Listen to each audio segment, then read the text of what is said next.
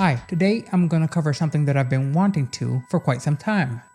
The Ruby Ridge standoff, which was an 11-day siege that occurred in August 1992 in a remote cabin in Boundary County, Idaho.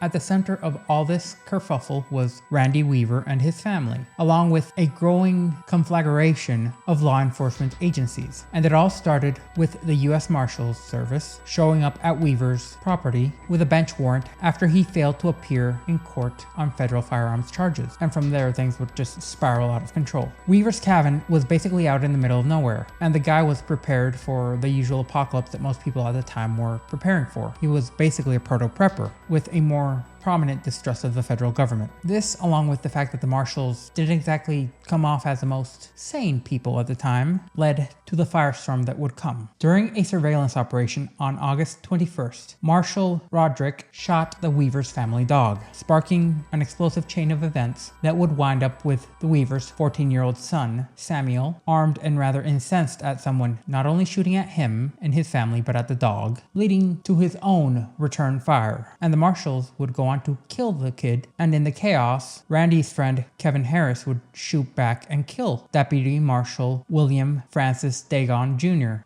Tensions being as high as they were, Weaver and Harris, along with Weaver's family, would hunker down in the cabin, refusing to surrender. At this point, the FBI's hostage rescue team was called and essentially took over. But like so often is the situation, more federal agents just made things worse, as the HR team arrived with the sniper known as Lon Haruchi, who was on orders that seemed to be rather aggressive for the given situation, as Haruchi would go on to shoot and wound Weaver. And what really made him a controversial figure and one of the most hated men in America, Haruchi fired another time, killing Weaver's unarmed wife, Vicki, who at the time was standing at the cabin's doorway tending to her infant daughter, leading to a situation that spiraled out of control and became a national scandal, with critics blasting the FBI to this day for being reckless and outright unconscionable due to them taking what would, by any other standards, be seen as illegal actions. The standoff itself would only end thanks to the efforts of Bo Gritz, who was a Vietnam War veteran and activist who would act as a civilian negotiator, since nobody's gonna trust a federal negotiator after other feds killed not only their son, but their wife and their dog, along with directly endangered their other children. Then, on August 30th, Harris would surrender, followed by Weaver and his 3 daughters the next day.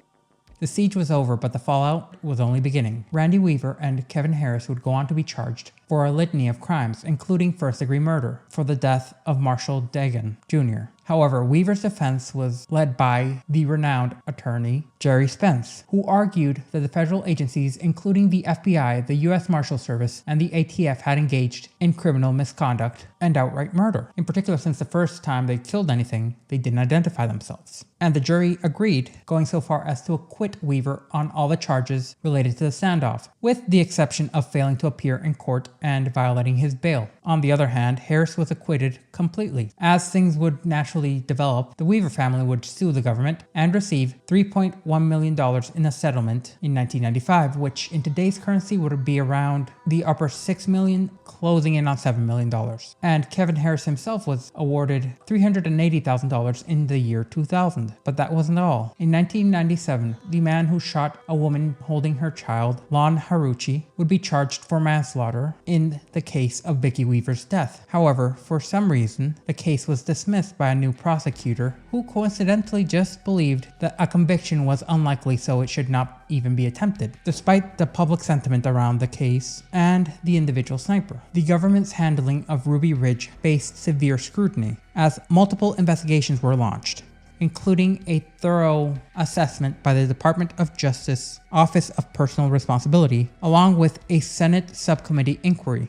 Both would go on to criticize the agencies involved and call for reforms of federal law enforcement, but realistically they didn't do anything. And by them not doing anything, Ruby Ridge became a symbol of government overreach and fueled further anti-government sentiments, since essentially no one was punished, and no one would ever be. It was even cited by Timothy McVeigh as part of his motivation for the Oklahoma City bombings in 1995, along with the Waco Siege, which happened 6 months after Ruby Ridge. With that brief overview out of the way, we can take a deep dive into the reality of the Ruby Ridge incident And to understand how things went so out of control in Ruby Ridge, you have to go back to the beginning, in particular with Randy Weaver himself, who was born on January 3rd, 1948, and he grew up in a rather quaint town in Iowa, as his childhood was as ordinary can get in the Midwest, in particular for a Midwestern Christian upbringing. And said Christianity will come to matter later, but things really wouldn't start to move until 1968, during the peak of the Vietnam War era, when Randy dropped out of community college and enlisted in the military, where he would end up training as a combat engineer at Fort Bragg, a rather lovely place. In particular, he would be trained in demolitions. But it is important to note that despite receiving years of training, Randy never actually saw combat in Vietnam.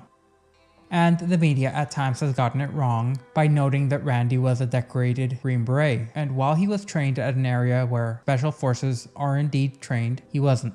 Then, in October 1971, Randy would be honorably discharged, and the particulars as to why he left aren't publicly known, but it can be assumed that he, like many others, became disillusioned with the military during and after the Vietnam War debacle. And potentially the military just let him go because it would be easier to do that than to deal with more bad publicity. A month after leaving the military, Randy would go on to marry Vicki Jordanson, a woman who had been rather well acquainted with him prior to him enlisting, and then they would settle into a rather quaint life, as Randy would go back to college for some time before dropping out to work at a John Deere manufacturing plant in Iowa. And for a while, everything seemed perfect, in particular for a veteran of the Vietnam War era, settling in with his new family. However, just shortly after starting his job at a John Deere manufacturing plant, things began to change, and not for the best. In particular, Vicki, like many of the era, were becoming deeply religious, and her beliefs, like one would naturally understand, affected her spouse, Randy, and the couple would develop a worldview that combined anti-government beliefs and general distrust of the feds with elements of Christianity, along with what many would see would be the origins of prepping, a strong, longing desire to disconnect from the world and be self-sufficient. Over time, this became a growing conviction to want to separate themselves from modern society altogether. In particular, Vicki and Randy would eventually start to believe that they were in the end times, and that the federal government was part of a larger cabal of individuals who maintained a corrupt system which would bring about the downfall of all Christians. This belief would become the foundation for the decisions that ultimately brought them to Ruby Ridge, which is a misnomenclature since Ruby Ridge actually was on Caribou Ridge, and that Ruby Ridge was only selected by the press because it sounded more titillating. Basically, it was a cooler name. Now, the brand of Christianity that Vicki had become nigh obsessed with the tribulation, the times when Christians would have to stand up against all the evils in the world and fight back for their own survival. With their now growing family, which included Sarah, Samuel, and Rachel, the Weavers decided they needed to move out and find a safe place to live and wait out this coming storm, all the while raising their kids as far away from the corruption of modern day society as they could. And as it just so happens, in 1983, the Weavers purchased a 20-acre plot of land in the mountains of Idaho, just 30 miles south from the Canadian border. And the property came cheap, only costing them a measly $5,000, along with what they needed with their moving van. Their first year at Ruby Ridge, everything was alright, and the family lived in relative peace, surrounded by beautiful nature and isolated from the outside world. However, in 1984, things started to go downhill fast, and it all began with a property dispute, thanks to the Weaver's neighbor, Terry Kenson, who claimed ownership of a parcel of land that Randy knew was his. This disagreement would escalate, and the two would end up in court, Randy being the winner of the case, and Kenson was ordered to pay $2,100 in legal fees. Now, Kenson was a sore loser, and instead of being an honorable man, paying and moving on, he decided to write a letter to the FBI, accusing Randy of plotting to assassinate the president, who at the time was Ronald Reagan, along with also supposedly Randy wanting to kill the governor of Idaho and the Pope. However, there was no evidence to back these claims up, but a letter was sent, and it marked the start of all the Weavers' troubles. Kenson was essentially a proto-swatter, and he was attempting to use the federal government in order to get rid of his neighbors. What a swell and stand-up guy he was.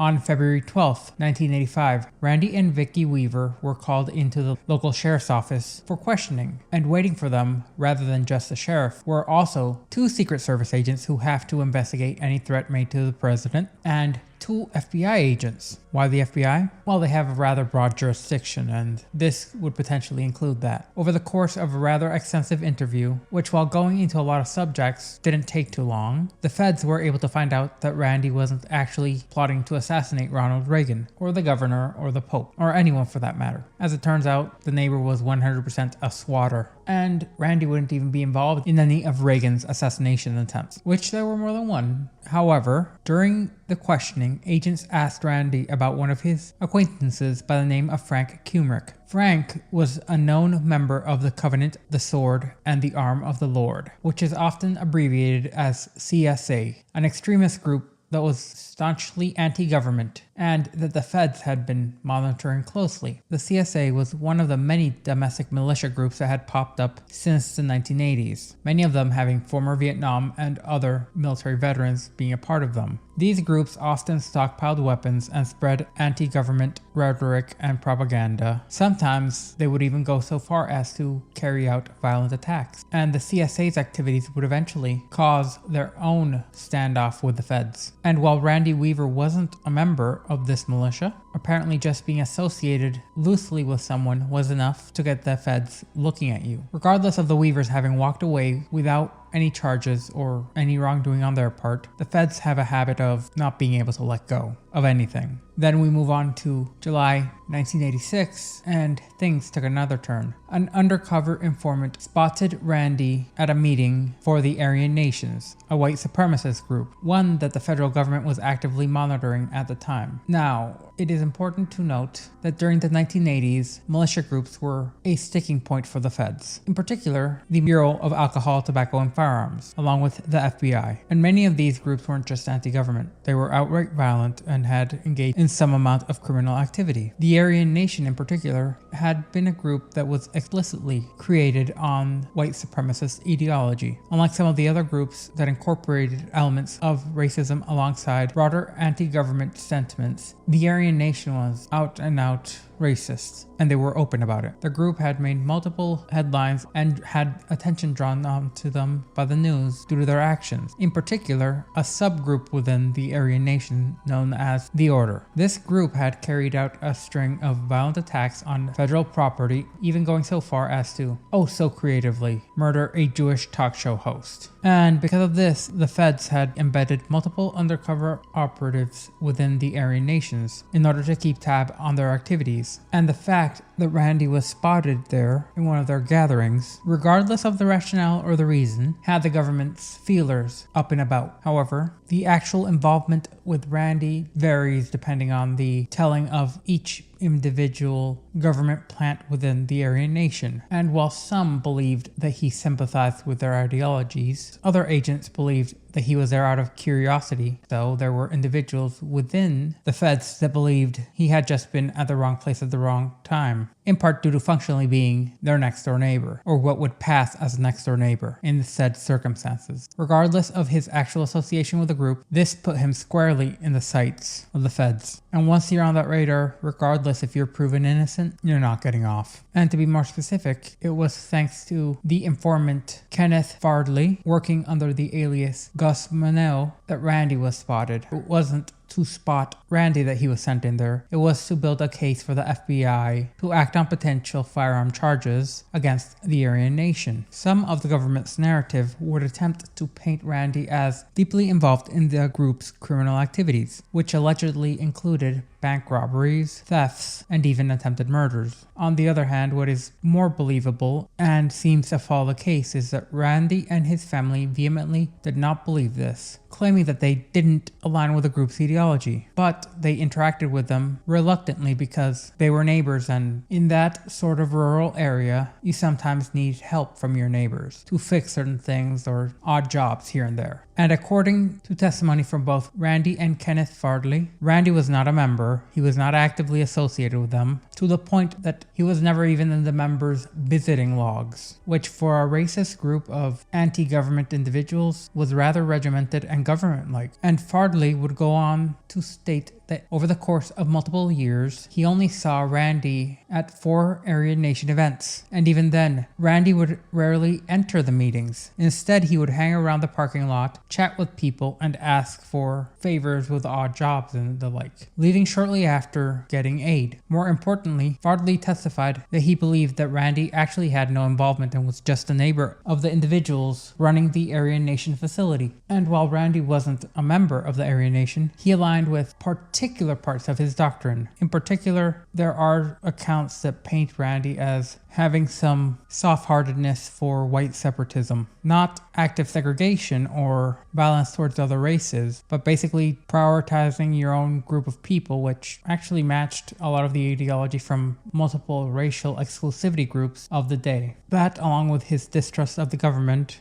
and his general separatism from society, was enough to keep him in the government's crosshairs and on their radar for a significant amount of time, regardless of if he was committing crimes or not. And Randy's involvement with the Aryan Nation, as loosely as it was an active part of what shaped how the federal government would treat him from that point onwards. Even if his ties were as casual as hiring some people for some odd jobs, it was enough to get the government agents to be rather suspicious of him. And while the Weavers lived a largely self-sufficient lifestyle, Randy's willingness to interact with the Aryan Nation's members made him an easy target for future exploitation by the government, in particular because of their faith. And to really understand Ruby Ridge, along with the mindset of not just the Weavers, but also what would happen in Waco, you have to see things from the religious point of view. In particular, the Weavers' own variation of faith and how they viewed the world around them. As mentioned previously, Randy and his wife, Vicki, were really into fire, brimstone, end times variation of Christianity. Their beliefs centered more around the division of God's people and everyone else, a worldview that wasn't uncommon, or even realistically racially or nationally exclusive. Rather than going into the New Testament for their emphasis on how to live their lives, the Weavers picked certain parts of the Old Testament, which led to a rather harsh outgroup mentality between them and the government. Everything from potential letters to the government and posted signs on their property reflected this. Instead of attempting to connect with others and potentially change the government themselves, which, mind you, is almost functionally impossible, especially for a small group of people or an individual to do so, they decided to insulate and try to protect themselves. And while to many the Ruby Ridge lifestyle was the perfect off-the-grid prepper dream lifestyle, it's important to understand that they weren't exactly all the way cut off from the grid and the rest of the world. As Randy ran for sheriff at one point, he didn't win, but he ran, on the rather unusual campaign promise to enforce only the laws that the people wanted enforced and to ignore the rest, going so far as to hand out get-out-of-jail-free cards. This, along with the Weavers maintaining a P.O. box and attending local events, meant that they weren't completely disconnected from the grid or society at large, just more isolated. They had plenty of friends within the general locale. However, while they had friends, their interactions themselves were very selective and rather limited, which seemed to create somewhat of a purity spiral with their belief in isolation, leading directly into growing paranoia as they saw their isolation and preparation as fulfilling a larger purpose in God's plan, especially as their tensions with the government increased. This was no longer the family just retreating from the corrupting influences of the world at large.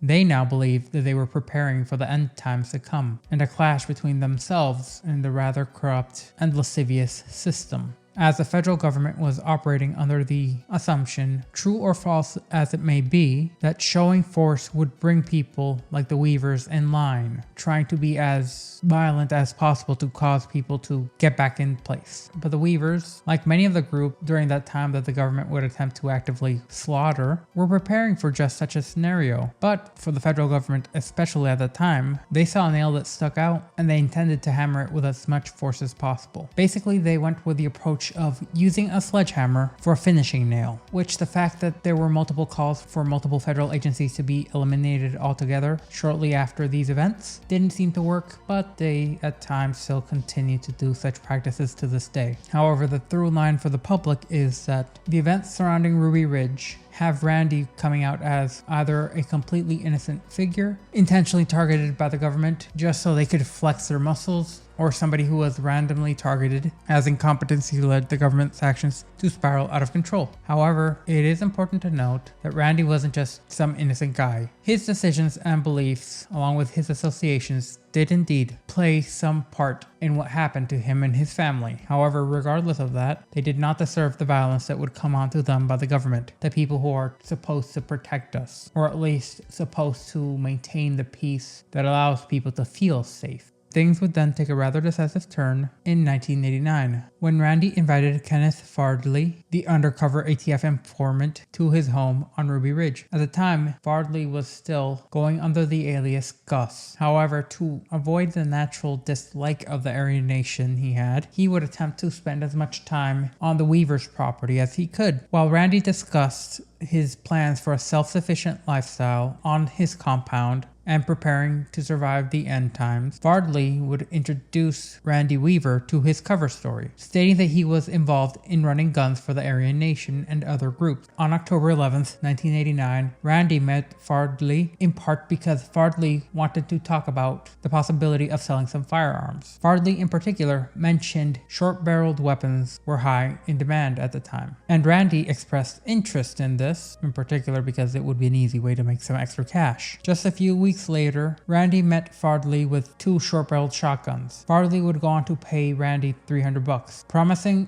an additional $150 for potentially more weapons in the future. Randy going so far as to state that he could even make these modifications at around 5 guns a week. And that exchange is what really screwed the pooch for Randy. And that is because short-barreled shotguns, or SBSs, and short-barreled rifles, or SBRs, are NFA items. And the NFA is a rather duplicitous document created in response, or at least that's what some of the claims are, to the gangster era of the 1920s and 30s. In particular, events such as the St. Valentine's Day Massacre, all the Scarface killings, and it is believed that in actuality a large driving force behind the NFA was driven by both classist and racist ideology. To paraphrase, one of the reasons why another NFA item had to be regulated was because, and I quote, silencers needed to be regulated because the baser races would abuse them to hunt game animal populations to extinction, because they supposedly lacked the wisdom and introspection to self-moderate. This is to the point some individuals linked to all this would push to prevent ownership of firearms and certain firearm laws to be passed to prevent the ownership of said firearms by certain racial groups. However, what Randy actually got in trouble for was by making shotguns with a barrel shorter than 18 inches. Because people in government believed that shorter weapons were more dangerous because they were easier to transport, despite them becoming less accurate and functionally less destructive. However, the NFA really didn't seem to work because, well, if you want to make a short-barreled shotgun, quite literally you're just making it shorter by cutting off the end. It is to the point that it is so simple that the Democratic candidate for the US Congress from a few years ago, Karen Millard, used a saw to cut an AR-15 rifle in order to prove a point, and then got in trouble because, well, it broke the NFA regulations. However, it stops being illegal if you sign up to pay a $200 tax stamp, which, when the NFA was originally passed, it would have been significantly prohibitive for lower income individuals, essentially limiting or restricting these weapons to only realistically be available to the wealthy. But with the depreciation of value of money, well, that $200 tax stamp hasn't become as big of a deal anymore. But the fact that $200 isn't as prohibitive anymore to get a short-barreled shotgun or short-barreled rifle wasn't how the law was supposed to be. Now back on to Randy Weaver and Ruby Ridge. This breaking of the NFA was essentially all the government needed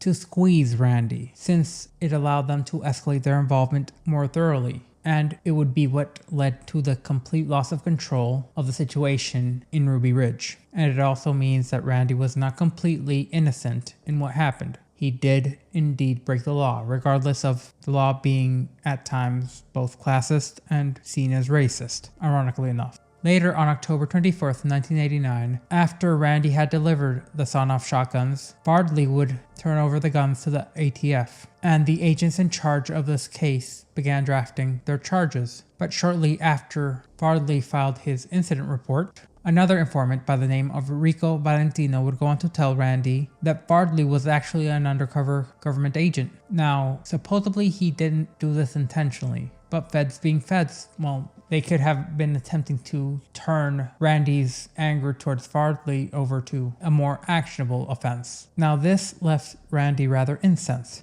since Fardley had been basically his friend and over at his house multiple times, and it honestly to Randy felt like he was being entrapped. So he would go on to confront him, yelling at him, calling him a cop, and telling him to get out and never come back again. After which Fardley would leave and never contact the Weavers again. After this confrontation, the FBI spent months putting together a case against Randy. And this is where the government started to have things get rather murky, sticky even for them. In their reports, the ATF began describing Randy as a person of interest in various crimes, including bank robberies and other acts committed by the Aryan nations, along with other small groups within the region, despite the groups being at odds with each other on ideological, racial, and belief reasons. Why would the government want to do such a thing and embellish the narrative, making Randy look like some mastermind super criminal? Well, because the higher the potential threat, the more resources and money, tools, weapons, fancy gadgets, gizmos, and toys they could use against him.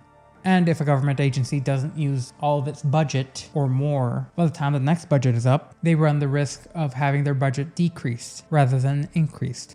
After the Fardley incident, the ATF was in dire straits. They had lost their major informant, since Fardley no longer wanted to associate with the area due to essentially losing his friend and being made. That and the fact that Randy didn't have an active criminal record at the time. From an outsider's perspective, Randy was a cooperative citizen. Hell, he had run for sheriff, had a military background, had worked at a factory, and had raised a rather nice family. So the government didn't have much to go on. So the feds decided to try something a little bit different, something that they would continue to do for years to come. They would try to recruit Randy to work for them. If they couldn't use the shotgun charges against him, since their informant had all but left them high and dry, they'd attempt to convince him to become their snitch and associating more with the Aryan nation. As on July 12, 1990, federal agents approached Randy Weaver with an offer to become an informant for the government, where Randy would go on to, in the most American way possible, tell them exactly where they could shove that offer. He basically told them to sit and spin, or pound sand, whichever colloquial idiom best suits your tastes. Not happy with just refusing their offer, Randy would go on to take a step further. He sent out letters to the people he had gotten to work for him and do odd jobs that were a part of the Aryan nation and other groups within the area, warning them that the feds were fishing for informants. Now it seems that this might have been done more because he was pissed off than any true loyalty to the groups, because he basically told everyone in the area, regardless of who they were associated with, and this led things to be harder for the federal government, and in particular for their agents. And if there's anything a government agency doesn't like, is more hard work, which left the ATF being rather angry, leading to, over a year after the shotgun sale, the ATF actively drafting charges against Randy for selling 2 sawn-off shotguns to an undercover informant. The ATF being rather nervous, understandably so, about approaching someone they had royally pissed off recently at his isolated, rather well-defended home on Ruby Ridge, led them to try a more covert plan, an unnecessarily sneaky method of arresting him, when they pretended to be stranded motorists with a intentionally broken down car and everything. And when they went to ask Vicki and Randy to help them, Vicki and Randy would be all too willing to drive down to the base of Ruby Ridge to lend a hand. As Randy leaned over the hood of the car to try to fix the broken down vehicle, the federal agents quickly, without identifying themselves, pulled their weapons out at both him and Vicki, and as he was being arrested and cuffed, then they would identify themselves, and Randy would state, or at least reportedly tell the agents, "Good trick, you won't get me with that one again." On January 17th, 1991, Randy was officially arrested and charged. Because the charges were non-violent and Randy wasn't a flight risk, he would be released on bail, and there was a trial date set for February 19th, 1991. Here's where things took another turn for the worse. Randy, who was already fed up with the government's bureaucracy, met with his probation officer and lawyer only once, and he told them to send a letter if they needed anything. The court date was initially set for February 19th, but it was moved to February the 20th in order to account for travel days following a federal holiday, and many believed one day wouldn't make such a big deal or such a big change, except for that one day causing a clerical error. And Randy's probation officer screwed up and sending him a letter that stated that his court date had not been moved by one day, but by a month, to March 20th. However, when this initial mistake was discovered, additional letters were sent to attempt to correct it. But it seemed that Randy hadn't checked his P.O. box after that. After the initial letter, he obviously wouldn't have had the information about the correct date, and as a result, he didn't appear on court on February 20th. When Randy failed to show up to his court date, despite it being the government's fault, he was charged with failure to appear in court. His defense attorney begged the judge to drop the charges if Randy appeared by March 20th, but the judge wasn't having it. By March 14th, Randy was officially charged and declared a fugitive from justice. And to almost anyone seeing this from an outside perspective, the judge's decision seems extreme and reprehensible. Randy was given the wrong date by an agent of the law, so punishing him comes off as an attempt for a government official to either grandstand and blow their own smoke or to cover up their own mistakes. However, there is also the failing from Randy's lawyer, since he possibly could have actively contacted Randy and ensured he had the correct date. However, the responsibility would still fall on the federal government, who is supposed to inform him of the correct date for his trial. Yet the incompetence of this lawyer cannot be minimized, as he at one point falsely told Randy that if he lost the trial and Randy wasn't his client, his family would lose their home and property. Now, this was a complete and total fabrication, but it only went to further fuel Randy's paranoia in an attempt to keep him on as a client. After his initial arrest, Randy all but stopped leaving the mountain. His already high levels of distrust upon the government had been dialed up to 12, and the government saw these actions, along with his failure to appear in court, regardless of the circumstances, as a sign that Randy never planned to show up in the first place. Whether this was true or just the bureaucracy feeding into itself, we'll probably never know, but things escalated from there. By January 17th, Vicki Weaver was understandably not thrilled or happy with the federal government at large. After her husband's arrest and the charges laid against him, she had openly decided to voice her frustrations in a series of letters sent to the U.S. Attorney's Office in Idaho. And these weren't your average run-of-the-mill letters saying, "Why haven't you fixed the potholes on the road? Why haven't the lights been turned on in this area?" or anything like that. She had essentially addressed them to the servants of the Queen of Babylon, and her language was decisively unwise by using a lot of biblical references and end-time language. The letters had things such as references to Joshua, Messiah of Saxon Israel, "A long forgotten wind is starting to blow, do you hear the approaching thunder, the tyrant's blood will flow." Things that you generally don't want to tell government officials, because regardless if it is language making reference to text or even more flowery poetic language, they're gonna overreact. And the government took these letters and their language as an admission of the Weavers' intent to do unto them the violence that they had so suspected. That, combined with Randy's no-show in court, led the government to feel justified in charging him with failure to appear. On March 11th, Randy's attorney sent 2 letters to the Weavers' neighbors, who were family friends, and the lawyer asked what Randy wanted him to do. And Randy handed them a letter of his own demands for him coming down. In particular, he wanted his pistol to be returned, which had been taken by the agents during his arrest. The failure to appear charge to be dropped, since, well, it was the government's fault. He didn't appear on the correct date. And a personal apology from the judge for calling him paranoid during a previous interaction. Now, seeing how a lot of judges are, that last one probably guaranteed that it would never happen. At this point, it was clear to Randy that he wasn't dealing with just legal troubles. Things were now personal. His distrust of the government and the government's distrust of him had already reached sky-high levels, being at a boiling point. And the government had interpreted all of his actions as active defiance, regardless of if they were due to his own fault or due to theirs. And they were starting to stage for a standoff, one that supposedly no one wanted to start. But seeing the Waco Siege after the Ruby Ridge incident, it seems like some people wanted wanted to flex the amount of power they had in the government. And at this point, with the list of demands essentially turned down, the ATF moved to pass this case to the US Marshals, in particular bringing in another government agency to have a little bit more muscles to flex, in part due to Randy now technically being considered a fugitive from justice, and the Marshals being the ones who have active jurisdiction on chasing down fugitives from justice. And the ATF decided to hand over all their case files, including psychological profiles of Randy Weaver, which to this day are seen as not really the best, showing off how the ATF isn't a very functional agency, perhaps. As the ATF's reports didn't just exaggerate Randy's supposed ties to crimes like bank robberies, it also had active errors, complete fabrications. For instance, several times Randy Weaver was referred to as Mr. Randall, showing an extreme amount of incompetence in the agency, or at least the agents in charge of creating this dossier. Now, the Marshals, relying on what we now know is a rather flawed and shoddily made report, believed they were dealing with a militant, armed, and violent combatant ready to shoot on sight, which set the pace for the rest of their interactions from then on. And realistically, it doomed any potential for reconciliation or a bloodless end to this oncoming conflict. After receiving the case, the US Marshals took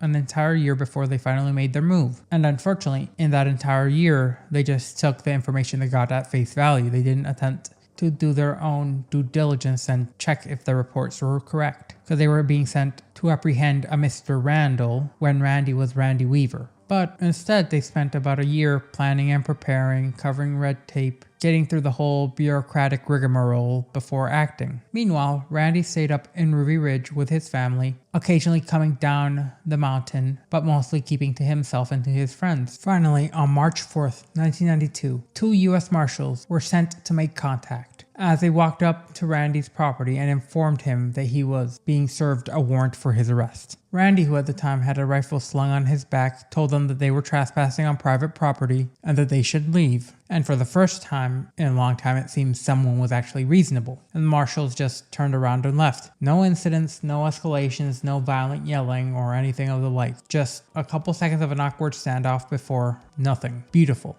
This initial encounter, if anything, shows that everything that happened afterwards was completely and totally avoidable, as Randy obviously wasn't interested in active violence and the Marshals didn't have to press the issue. But with all the misinformation and active lies, along with the errors within the ATF's reports, this was only the beginning. After the first encounter, the Marshals would attempt to kick things up in something that they called Operation Northern Exposure. And while it does sound dumb and something they pulled out because they were wannabe soldiers and wanted an actual military operation, That's what they actually called it. The US Marshals went full-on James Bond, sneaking into his property at night in camouflage paint, trying to be Navy SEALs or maybe even Delta Force, planting cameras, microphones, the whole shebang all over the Weavers' residence and property. They'd slip in under the cover of darkness, set up their equipment, and get out before they were actively noticed. This is where a lot of the footage of the Weavers' property that has been seen by the public comes from. Most of it is of the family just playing outside, sitting on the porch, and sadly running from, well, the feds trying to kill them. For the next 4 months, the US Marshals just monitored their daily activities, keeping a close watch on the family. Occasionally, they'd even do other missions, going into the property, trying to be all sneaky like, living up their paramilitary dreams, trying to gather more intelligence. And what the Marshals learned was that Randy and Vicki had 4 kids. Sarah, the oldest, at 16 years old. Samuel, their only son, was 14. Rachel, their middle daughter, was only 10, and their youngest, Elizabetha, who was only 10 months old and still nursing. They also learned that the family lived a rugged, self-sufficient lifestyle, as they kept chickens and horses, which it was noted that their daughters often rode. That and that Randy and Samuel spent much of their days doing chores and generally doing good father-son things together, or practicing with their firearms around the property. Vicki, meanwhile, cared for the children, and especially the 10-month-old. All in all, there was no reason to believe that the family would be in any such way violent. But it seems that feds also noted that they had a dog. And as the meme goes, the feds kind of have a proclivity around dogs. Not a very positive one. at that. The US government saw something completely different. All the isolation, all the time away from the cities and society at large was extreme isolation. When they were practicing with their guns, it was essentially an attempt training to overthrow the government, and every time Vicki was writing a letter, it was a threat of bloody retribution. All in all, it seems that the federal government was more paranoid about them than the Weavers were about the government. However, for now, everything was hunky-dory, as both sides were just distrustful of each other, but they were just standoffish. However, it would only be a matter of time before this powder keg would blow. It should be noted that Randy Weaver most definitely had a large amount of paranoia at the time, though seeing as how he was being actively surveilled and basically had a bunch of government agencies playing make-believe spy around his house, calling him paranoid seems like an incorrect assumption. Randy did in fact rarely go anywhere without a rifle slung on his shoulder, always feeling on edge and looking for any sort of danger. Anytime a vehicle would come too close, he would have his hand on his weapon, not directly pointing at anyone, but just in a ready stance, moving to take cover behind a rock or a tree, seeing as already the government had on multiple occasions done him dirty. At this time, he definitely felt that someone was watching, and it became evidently clear to him on May the 5th when one of the Weaver children stumbled across a hidden surveillance camera planted by the Marshals that Randy was right, they were being watched. This discovery completely changed everything on Ruby Ridge. Randy was already rather defensive, ramped things up to the next level, and he started to act more like he had been trained in the military for much of what he did outside his home. Before this, it wasn't unusual for the family to venture out armed, but that was mostly due to having to have particular weaponry to deal with wildlife like bears, mountain lions, potentially aggressive bucks, you name it. But after discovering the surveillance, their behavior shifted, and they started spending less time outdoors, only leaving the house when absolutely necessary, and carrying some other more tactical implements. The kids and Vicki would attempt to carry on as best they could, and Randy became visibly more withdrawn, and genuinely you can't blame him. The government did him dirty on multiple occasions, arrested him, all but entrapped him, gave him a false date on his trial, sent US Marshals to his house, set up multiple surveillance cameras, and potentially even tapped any phones or communications he had. So yeah, he was definitely not paranoid. It's not paranoia if you're right. Around this time, Kevin Harris, a family friend, had been staying with the Weavers. Kevin was in his mid-20s, and he had absolutely no ties to the Aryan Nation or any other extremist group. He was just literally a family friend, lending his support and staying with the Weavers for a short amount of time. Harris was locally known to be loyal and hardworking, helping out with chores, providing a person to talk to for Randy, and with Kevin around, the Weavers felt less isolated. However, his presence would later become rather crucial in what was to come, with the discovery of the surveillance system not only confirming the Weavers' worst fears that the government was actively watching and targeting them, and the Marshals visibly not backing down, both sides were beginning to dig in, and it was becoming clear that the standoff was ready to go off at a moment's notice. From that point on, the routine was as follows. Anytime an unusual noise was heard or something seemed out of place, Randy and Kevin would step out into the porch with a rifle slung on their shoulders, scanning the woods for any trouble. With Harris as backup, this would become their daily routine. For months, this was how things would play out on Ruby Ridge. 7 people in one house, one of those people being a toddler, taking shifts, listening, looking out, doing chores, homeschooling, daily tasks, feeding the animals, etc. Later, the family members, in particular the remaining children, would testify that they were fully aware of the danger that Randy was facing. After all, the man had been classified as a fugitive of the law, regardless if it was justified or not. And seeing as US law enforcement is what it is, they knew the feds wouldn't just forget about him. Yet they believed that if they stayed put on their mountain, as far removed from society as possible, they would be generally safe. If the government didn't want them to be part of society, wanted to isolate them by imprisoning them, they'd be happy to self-exclude themselves from society. And for a while, it worked. The Weavers had resigned themselves to isolation indefinitely. But all that would change with the events of August 21st and 22nd, 1992. August 21st, 1992 would be the beginning of the end and the day everything changed for the Ruby Ridge incident. And the timeline goes roughly as follows. By 4:30 a.m. on August 21st, 6 US Marshals infiltrated the Weaver property. Their mission was straightforward: gather more intelligence, as they already had a series of maps on the property, and for this, they would split up into 2 groups. One overwatched Overwatch team and another reconnaissance team. The Overwatch team itself would be perched higher on the ridge behind the Weaver cabin, while the reconnaissance group would move up through the low-lying areas. This might sound like some kind of military-esque operation, which to many nowadays seems like what they were playing pretend as, instead of an attempt to arrest a single man for missing a court date over a government-caused miscommunication, but for the Marshals, in part due to the ATF's own blunders and mishandling of the case, they felt the stakes were significantly higher.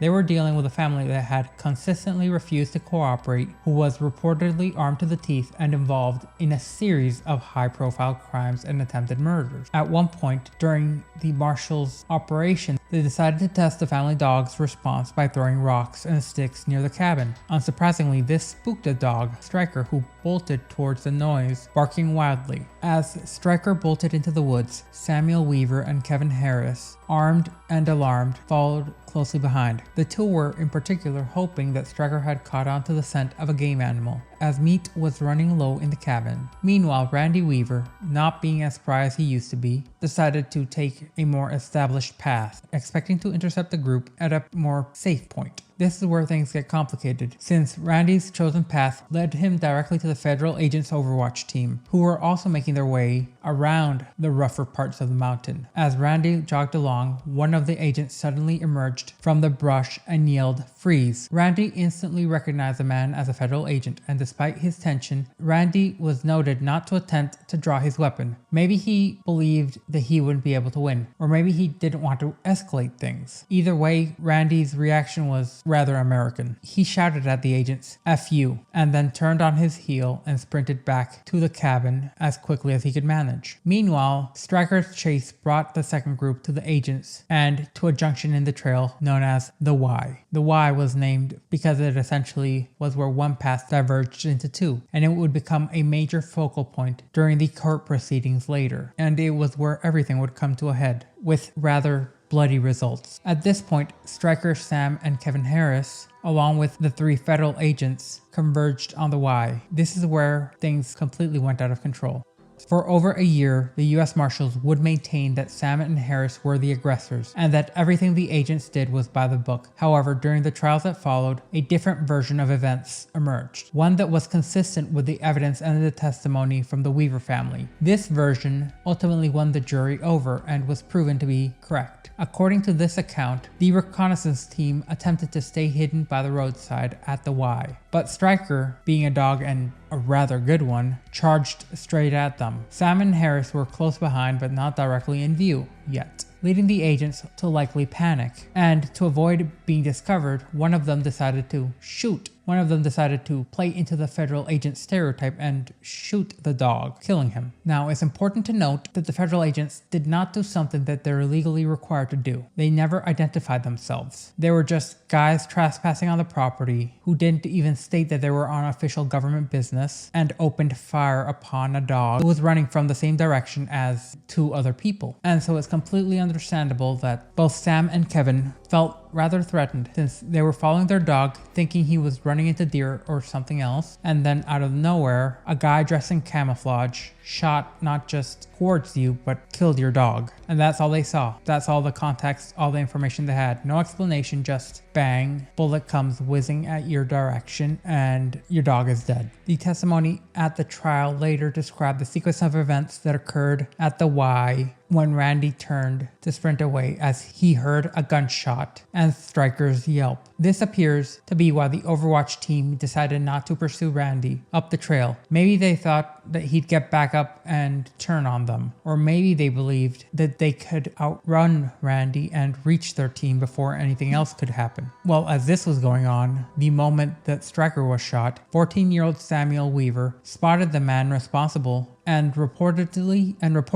yelled out, "You shot my dog, you son of a," expletive, as he raised his rifle and fired 3 rounds at the agent. Forensic evidence later suggested that the U.S. Marshal William Degan was likely the one that shot Stryker, and that he also returned fire and hit Sam in the arm. Wounded, Sam turned around to run back towards Kevin Harris, the adult in the situation, who had been slightly behind him. As Sam tried to retreat, Harris raised his rifle and fired upon the random individuals who were not only trespassing but had also killed the family dog and injured his friend's son. As Sam retreated towards Kevin Harris, and he hit U.S. Marshal William Degan in the chest, killing him instantly due to the loss of blood pressure thanks to his heart basically being pulped. The remaining federal agents would then open fire, and amidst the chaos, one of them shot the pre-adult in the back, killing him on the spot. The young Sam would fall dead at the Y, just 500 yards from his home, by federal agents who had never identified themselves. At this, Harris was rather incensed and aggrieved, so he decided to continue firing upon the strange men who had killed his friend's son. As they ran away like cowards, Harris was able to check on Sam. Realizing that he was dead, Harris made a desperate run back to the cabin to check in on everyone and make sure they were safe. Meanwhile, Randy, still shaken from his earlier encounter, heard the gunfire from the Y and began to yell "ambush" to alert his family. He then fired his shotgun into the air, which was a signal for Harris and Sam to follow in case they got disoriented, and eventually, when Harris made his way back to the cabin, he was able to break the devastating news that Sam was dead to the family, leading to a complete chaos breaking out within the home. Vicki screamed and sobbed uncontrollably as her son had been killed. Randy was beyond consoling, but rather than become saddened, he was enraged, as any parent rightfully would be. And the girls were noted to be frozen in shock, unsure of how to process what had happened. Even years later in interviews, the family described the overwhelming grief and horror at the fact that they had lost Sam in such a brutal way. Shortly after this initial firefight, the U.S. Marshals, now down to 5 men, would go on to regroup.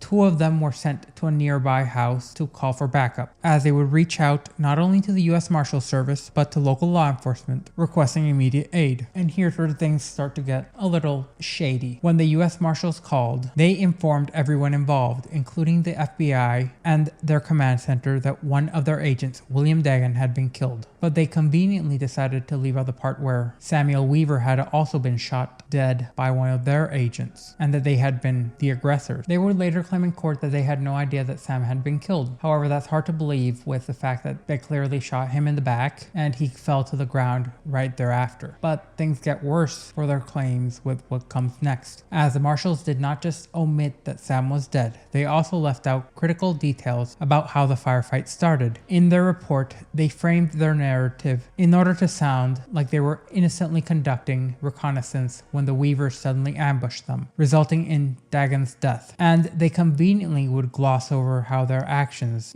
shooting the family dog and shooting in a direction where 2 of the people they were supposed to be watching were walking from, what would make it look like they were actively instigating a fight, and how they had completely lost control. They also heavily implied that the gunfight was ongoing and that they were pinned down by a large force. This made it sound like the Weavers had organized an entire militia and had holed it up in the cabin, firing at the Marshals relentlessly. The irresponsible actions by these agents were in large part responsible for how the federal government would act going forward. At 11:20 a.m., the Marshals had officially called 911, but it had to go through multiple channels, and local law enforcement would not arrive at Ruby Ridge until 8:30 p.m., around 9 hours later, dependent on when exactly they got there. In the meantime, the Weaver family was led to grapple with a devastating loss, and despite the danger, Vicki decided that they couldn't just leave Sam's body lying out there. So Vicki and Randy made the heartbreaking decision to go and retrieve Sam's body. Under the same watchful eyes of the federal surveillance that had monitored them for months, they carried their son's lifeless body back to the cabin. Unable to bury him immediately due to the ongoing situation, they placed him in a small shed behind the house, the decomposition process already beginning upon their son's body. The family could do little to mourn what had just happened, since they had pressing matters to deal with. When local law enforcement finally arrived hours later, they were able to recover the body of Marshal Degan and brought it back to the command center at the base of Ruby Ridge. By then, it was nearly 1 a.m. The federal agents were, at this point, essentially retelling their story with their whole spiel about routine reconnaissance and them being ambushed. portraying themselves as the victims of a national crisis and painting Degan as some sort of hero. What had started as a standoff in order to serve a federal warrant for a non-violent crime now escalated to what they were framing it as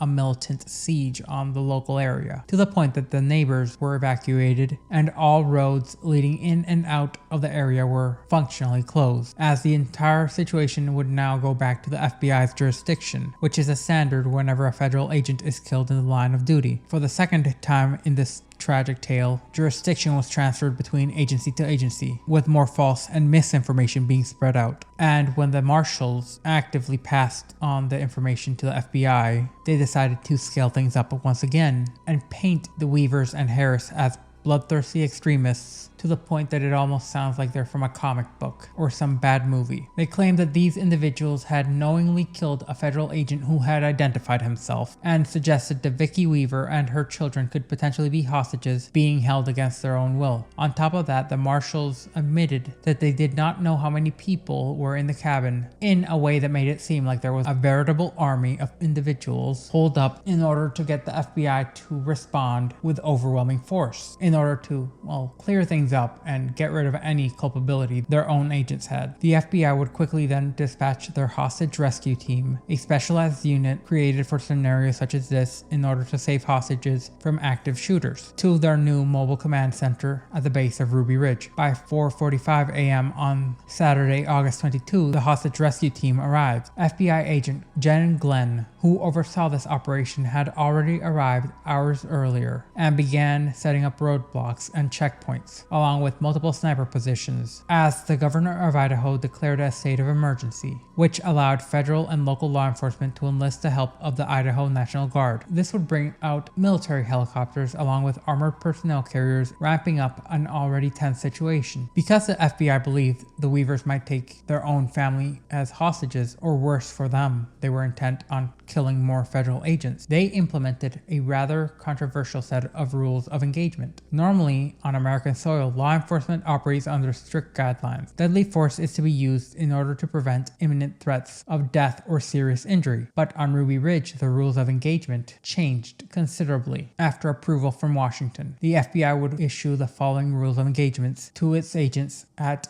2:30 p.m. If any adult male in the compound was observed with a weapon prior to a surrender announcement, deadly force can and should be used, provided it does not directly endanger any children. 2. If any adult in the compound is observed with a weapon after a surrender announcement and does not surrender, deadly force should be utilized to neutralize them. 3. If compromised by any animal, for example, a barking dog, that animal should be eliminated, much like the Fed's stereotype. 4. For any individuals other than Randy Weaver, Vicki Weaver, or Kevin Harris who present an immediate threat of death or grievous bodily harm, the FBI's standard deadly force guidelines should apply. And it's that first rule that became the most hotly debated topic after the end of the Ruby Ridge incident. Basically, the FBI agents were authorized to kill any adult male they saw carrying a weapon before any announcement of surrender or negotiation. And seeing as they had been under surveillance for months, they knew that these individuals who had just been shot at normally carried rifles and other weaponry with them at all times. So it was just a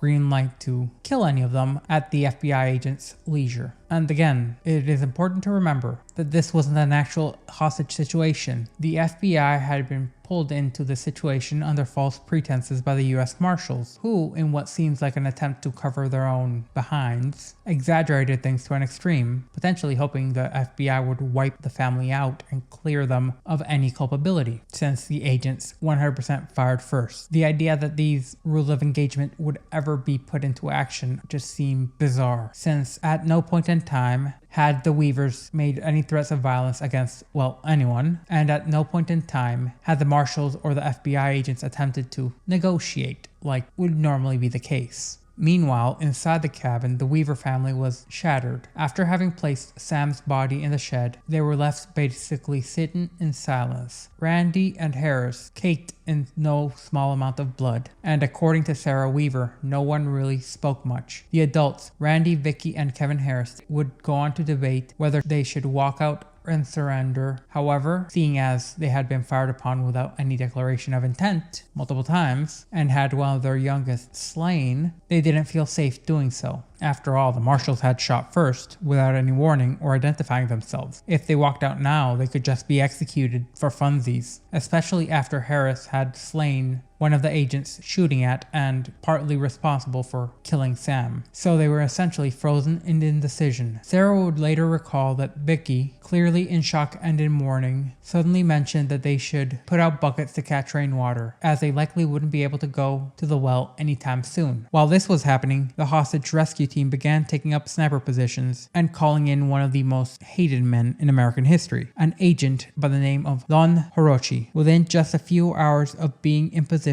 he saw movement near the cabin. At around 5:58 p.m., Randy Weaver and Kevin Harris, rifles slung on their shoulders, walked out to the backyard. According to the Weavers, Randy wanted to check on Sam's body to make sure no animals or insects had gotten to him overnight. As Randy walked towards the shed, he turned his back to the ridge, where Hiroshi was stationed, completely unaware that he was being watched through a sniper's scope. And when Randy reached up to unlatch the shed door, a shot rang out. Hiroshi had been aiming at Randy's spine, shooting a man in the back, who posed no threat. However, just as the trigger had been pulled, Randy had slightly shifted, and the bullet struck him in the shoulder instead, leading to him collapsing immediately, shouting that he had been hit. Hearing gunfire, Sarah Weaver sprinted outside to help her dad. She later said that she stood between Randy and the ridge, believing the sniper wouldn't shoot at a young girl. With Sarah and Kevin Harris helping him, Randy managed to make it to his feet, and the three began to make their way back to the cabin, whose back door had been rigged with bungee cord to close automatically. But at the time it was being held open by Vicki, who was standing in the doorway holding her 10-month-old daughter, as she was trying to help them get back inside safely. However, here's where things start to get fishy. As they ran, Hiroshi rechambered his rifle, supposedly aiming for Harris, who was bringing up the rear. Leading his shot, he fired again, and the bullet struck Harris in his side, passing through him, and continued, shattering the cabin window behind him. Tragically, the bullet, at least in this telling, angled up, hit the window, angled slightly more, and struck Vicki Weaver in the head, killing her instantly. After this, the cabin erupted in a complete cacophony of chaos. As Sarah described it, the three of them, Randy, Harris, and Sarah, dove to the ground the moment they heard more gunfire. When they stood back up to assess the situation, they realized Vicki wasn't moving. She lay crumpled on the floor, still holding her 10-month-old. At that moment, their lives were fractured even more so, irrevocably, unspeakably broken. When Randy saw Vicki on the ground, he heard the muffled cries of his youngest, who had been trapped beneath her mother. Desperate, Randy moved Vicki's body off the infant in order to prevent her from being smothered. Everyone began screaming and crying, while Randy tried to comfort Elizabetha, rocking back and forth in sheer despair. It was their worst nightmare. Now the more believed retelling of the incident goes as follows. It wasn't Harris who had initially been shot by the bullet, it was Vicki. The bullet passed through her skull and then hit Harris. This was shown to be true because despite being shot in similar ways, Randy and Harris had substantially different amounts of damage done to them. And the fact that the bullets were actually found within Harris, contradicting Hiroshi's claims, whereas the shot had passed cleanly through Randy and Vicki. This proves that Hiroshi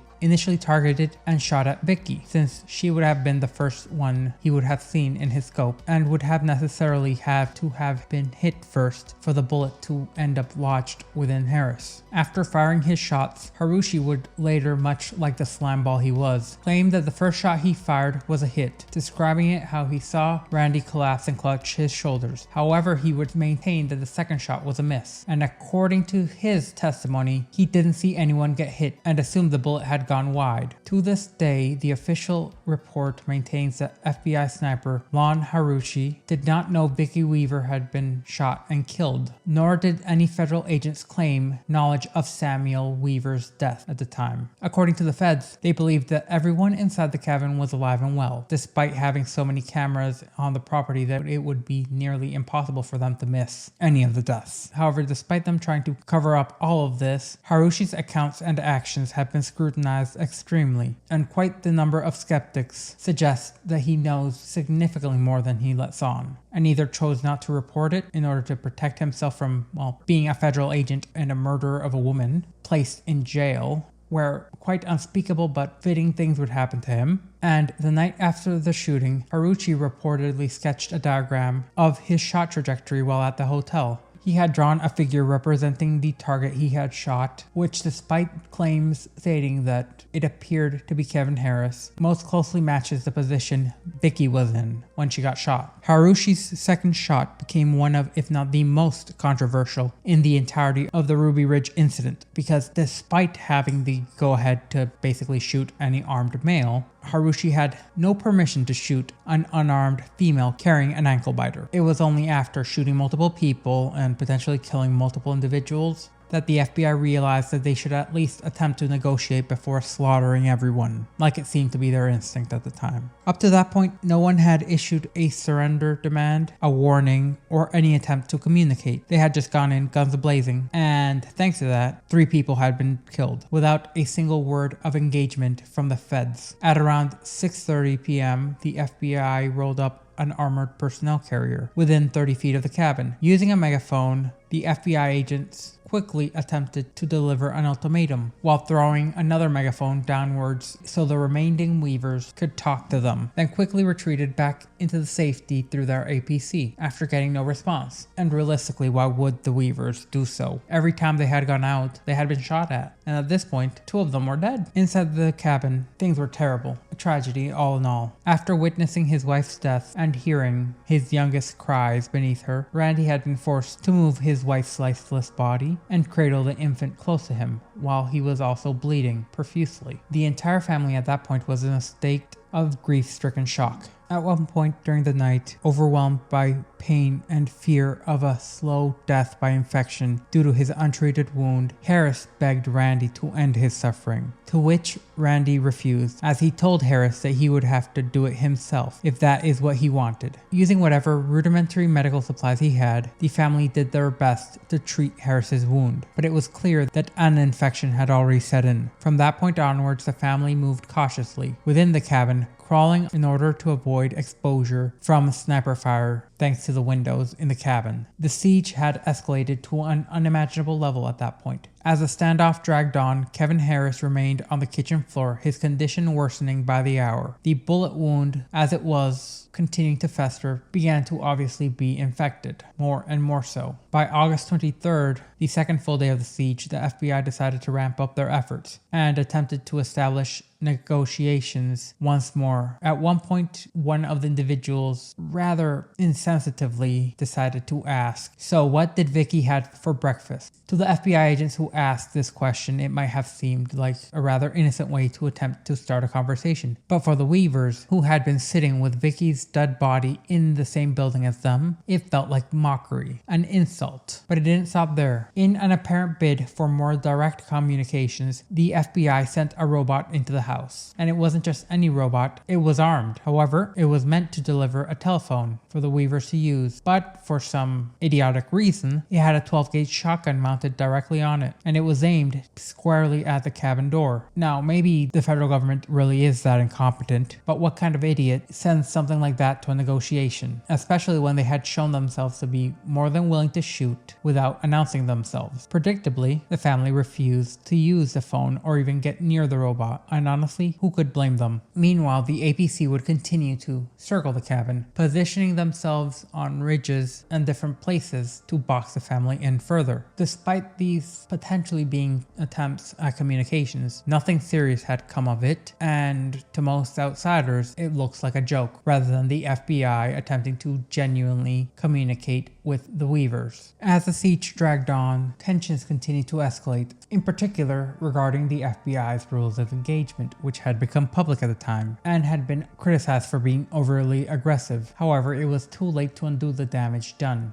by their earlier decisions, particularly the sniper killing Vicki. The public, now outraged, grew even more enraged as more and more details about the situation emerged. Protesters began gathering at the base of Ruby Ridge, including members of extremist groups like the Aryan Nation, attempting to capitalize on the government, proving many of them right. This further complicated the public perception of the Weavers, even though the Weavers essentially were victims in this situation. On August August 27th, Bo Gritz, a Vietnam War veteran and respected figure in the survivalist and gun rights community, arrived at Ruby Ridge. Gritz's reputation as a negotiator and a man of principle gave him a unique ability to connect with Weaver, as he boldly walked up to the cabin with essentially no form of protection in order to speak with Randy directly. This was the first time anyone had approached the family without a weapon or an armed vehicle in sight. Randy would go on to tell Gritz everything, that Vicki was dead, that Harris was dying, and that his family was scared. Gritz, shocked by the situation, went back to the FBI and relayed what he had learned, forcing the agents to confront the reality of the suffering their actions had caused, which realistically didn't seem like much. When the announcement broke that Vicki had been killed by the sniper's shot, the crowd at the base of Ruby Ridge erupted into an angry mob. It almost seemed like the FBI agents and the US Marshals were about to be lynched, as pressure kept mounting on the FBI to fix things as soon as possible. It wasn't just a standoff anymore, it was a full-blown disaster, with the attention of the entire nation, nay, the whole world, on one of America's premier three-letter agencies. Over the next few days, Bo Gritz continued to make trips up to the cabin in order to de-escalate the situation. Randy was understandably still furious and grief-stricken, refused to leave, convinced that he'd be killed the moment he stepped outside. Meanwhile, Kevin Harris's condition was rapidly deteriorating, as he was both feverish and septic. Bo assessed that Harris probably had no more than 72 hours left if he didn't get immediate medical attention. Realizing the urgency, Randy reluctantly agreed to let Harris leave under Gritz's protection. At 6:27 p.m. on August 30th, Harris turned himself in at the base of Ruby Ridge, and he was immediately transported by helicopter to a nearby hospital, where he received treatment and against all odds made a full recovery. His surrender marked a turning point for the siege. With Harris gone, Bo and his family friend named Jackie Brown returned to the cabin in order to address another grim task, moving Vicki's body. She had lain on the floor of the cabin where she had been slain for the past 9 days, just covered with a sheet by her daughters, since her husband had been realistically too injured to move her, and they had been too small. Randy, still reeling, agreed that her body needed to be cared for. As Bo and Jackie carried Vicki out, her daughters pleaded with them not to let their mother's body touch the ground. Once Vicki's body was taken down the mountain, the FBI began to openly debate how to end the siege. Opinions varied wildly. Some agents argued that a show of overwhelming force was necessary, blaming Randy for the entire series of events, including them shooting his son in the back and shooting his wife in the head. Others believed that the situation had already gone too far and that further violence would only worsen the public outrage, not the fact that they had killed people unjustly. It was more of an issue of their own public image. What everybody could agree with was that things had to end soon. On the morning of August 31st, Bo Gritz returned to the cabin with a dire warning. He told Randy that the FBI was growing impatient and might make rash decisions if he didn't surrender. Gritz promised Randy that if he came down with him now, he would personally assure his safety. Exhausted and broken, Randy finally agreed. At 10 a.m., Weaver emerged from the cabin with his 3 daughters, accompanied by Gritz, as the 4 walked down the mountain, ending the 11-day siege at Ruby Ridge. Randy was immediately arrested and taken for treatment in order to fix his still somewhat bleeding gunshot wound. Although the bullet had passed cleanly, the injury had left him in severe amounts of pain throughout the entirety of the standoff, and his daughters were taken into the state's custody and would later be sent to live with their grandparents before eventually moving in with an aunt and uncle. Randy and Kevin Harris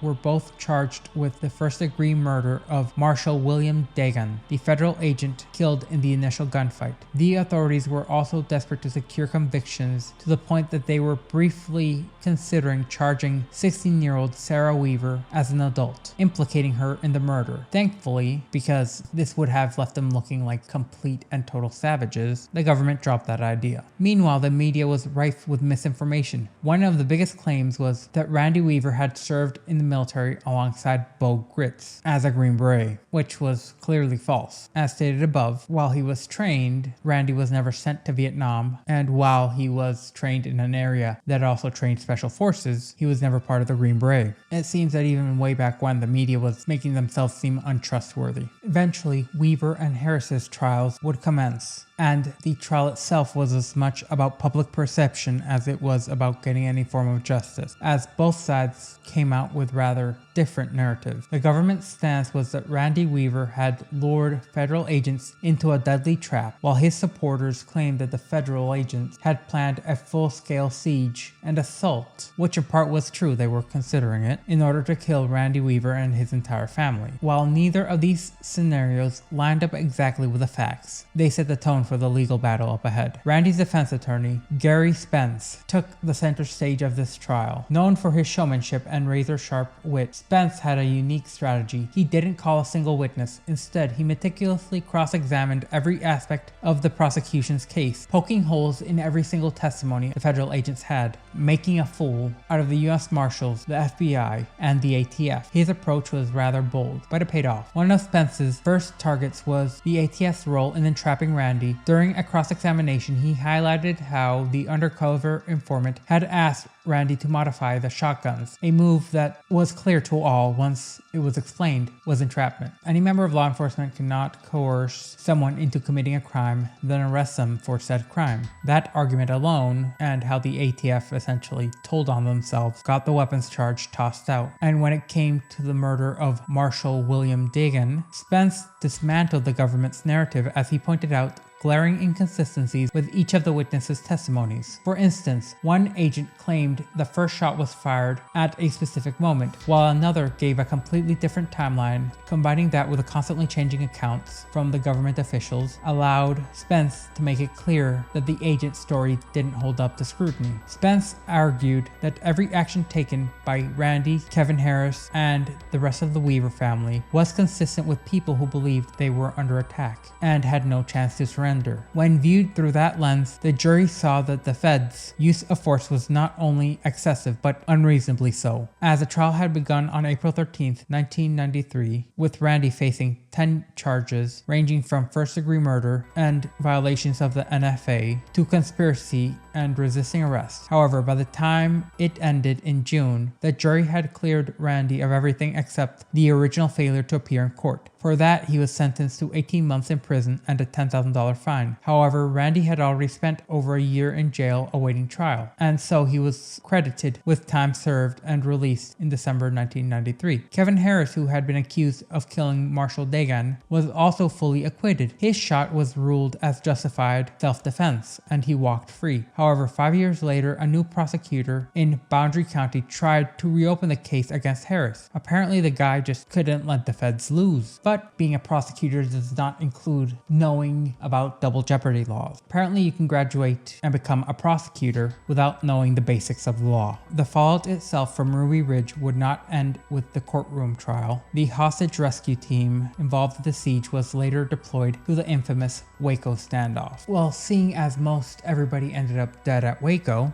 due to the actions of the overly aggressive feds, maybe the Weavers' supporters claiming that the hostage rescue team and the rest of the government was actively attempting to find recourse to just slaughter the entire Weaver family along with Harris weren't so off the mark. The aftermath of these two disasters led the Department of Justice to have to take a hard look into the FBI's operations, as they formed the Ruby Ridge Task Force, which produced a 542-page report critiquing the hostage rescue team's actions at both Ruby Ridge and Waco. The report's two biggest criticisms were the absurdly aggressive rules of engagement and Lon Harushi's second shot. The rules of engagement, which basically allowed wholesale slaughter if you believed someone might be armed, regardless if they were an aggressor or not, resulted in rules of engagement now being severely tightened permanently for all federal agencies in order to prioritize the preservation of life and removing any leeway they previously had. The task force also also pointed out that there had been 0 attempts to communicate with Randy before the shots were fired. In fact, after the Marshal's initial encounter with Randy, when he had told them to leave, they had been explicitly instructed by their office not to talk with him again. Instead, they were told to go through his legal team by their superiors, which at that point was publicly known that Randy wasn't communicating with. So essentially, they were told to ignore Randy and just go on having fun as secret agents and pretend special forces. In 1997, it was revealed that the FBI's Chief of Violent Crimes Division had intentionally hidden a report that was critical of the agency's actions at Ruby Ridge. And realistically, it shouldn't surprise anyone that while the Ruby Ridge siege was ongoing, the FBI was actively covering up their tracks and evidence that made them look culpable, including everything from destroying crime scene photos at the Y to trying to erase as many communications between agents as possible, much of which is known to have mysteriously vanished or have actively been tampered with. In particular, this was noted when both the judge and Randy Weaver's defense attorney had requested to view these materials during the trial, only to be met with suspicious gaps and clearly altered documents. Lon Harushi, the sniper who had shot and killed an unarmed woman, Vicki Weaver, faced his own investigation for the incident. The federal government initially declined to pursue charges, but later the state of Idaho stepped in and attempted to hold a trial for the sniper. However, a disgustingly frustrating game of jurisdictional King of the Hill would start, where the federal government argued that since Harushi was a federal agent, the case fell under their authority and they did not want the man to be touched. Idaho eventually handed it over, and the feds promptly decided, no, we're not going to proceed with this trial. Eventually, a circuit court judge ordered the case to be reopened, only for it to be kicked to another division that for some strange reason decided to drop it. Almost like Harushi was being protected. Eventually, the case would wind up in Idaho again, where the state prosecutor finally decided to give up, declaring it an unwinnable case, and his reasoning was rather straightforward. The federal government would keep dragging things out, making it impossible to achieve a fair or timely trial, allowing Harushi essentially to get away with murder. Harushi was also involved as a sniper at Waco, Texas, which also turned into a bloody massacre, and well, likely the guy was just adding on to his kill count and maybe taking a few pot shots at some kids. As for the FBI's hostage rescue team commander, Richard Rogers, his punishment was a joke. He was temporarily demoted, only to quickly be allowed to work his way back up the ranks. And of course, he also played a substantial role in the Waco Siege. And if you look through his track record, it looks like he's intentionally making things more bloody. In August 1995, the Weaver family filed a civil lawsuit against the government for the wrongful death of Sam and Vicki Weaver. During the proceedings, Randy Weaver admitted for the first time that he bore some responsibility for what happened. He acknowledged that if he had acted differently, the tragedy might have been avoided. But he also pointed out that no American citizen should fear losing their family to the government over something as minor as missing a court date, let alone for a non-violent crime. The Weavers initially sued for $200 million. Not wanting the case to become a media circus, the government quickly settled out of court. Randy received $100,000, while his daughters received $1 million each, bringing the total to $3.1 million. The ongoing and continuing implications of Ruby Ridge would continue and be reignited in 2021 when David Chipman, a former ATF agent nominated by President Biden to lead the agency, faced significant backlash, in particular due to Chipman's involvement in the high-profile cases of Ruby Ridge and the Waco Siege becoming a focal point of criticism. Critics accused him of embodying everything of what they viewed as an overreach and mismanagement of federal agencies. His nomination would once again spark fierce debates, particularly amongst both gun rights advocates and critics of the federal government's actions in Ruby Ridge and Waco, Texas, as examples of governmental abuses which Chipman allegedly represented. In the end, Ruby Ridge isn't just a story of what went wrong in a remote mountainside town of Idaho in 1992. It is a stark reminder of what happens when trust severely breaks down between citizens and their government.